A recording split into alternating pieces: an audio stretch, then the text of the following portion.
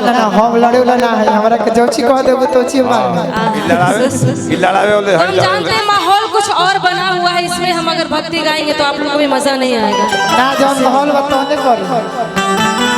का सुनब जा का सुनावल जाओ तार जौन एक साथ सुनाओ ए निशा जी। हां जी हाय सुना कि सुनली बलम जी फरिया के ये गोबा ए टूटल चरपाई बोला कोटी हमसे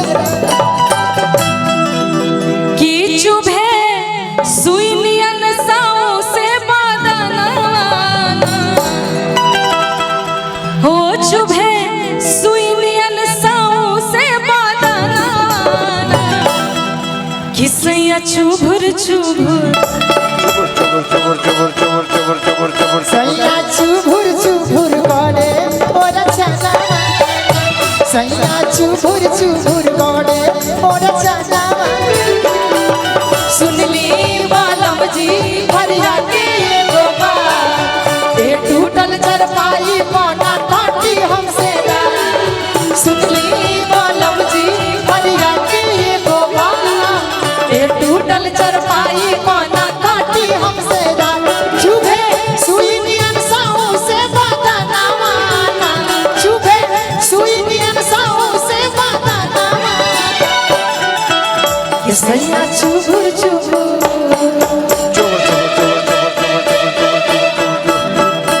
ए सैया चुभुर चुभुर करे और चना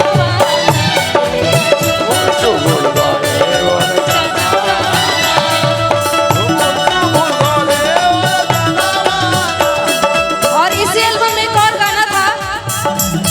साकेत होता राजा जी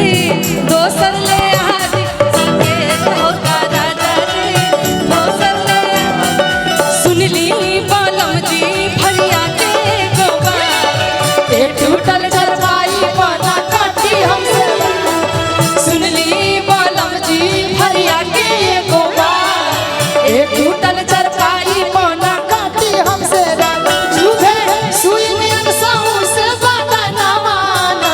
चुभे सुई नियन साओ से बदना माना सैया चुभुर चुभुर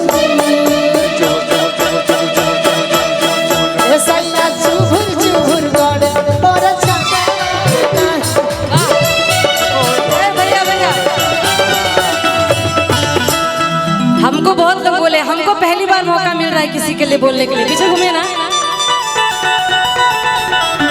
कि लगाई दी चोलिया के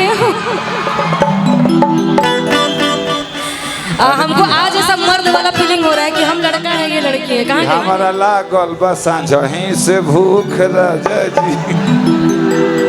तहरा से रोज रोज होता चूक राजा जी हम चाहो दो ही चार गो उख राजा जी कसिया भी झार लेनी बेलेनी साड़ी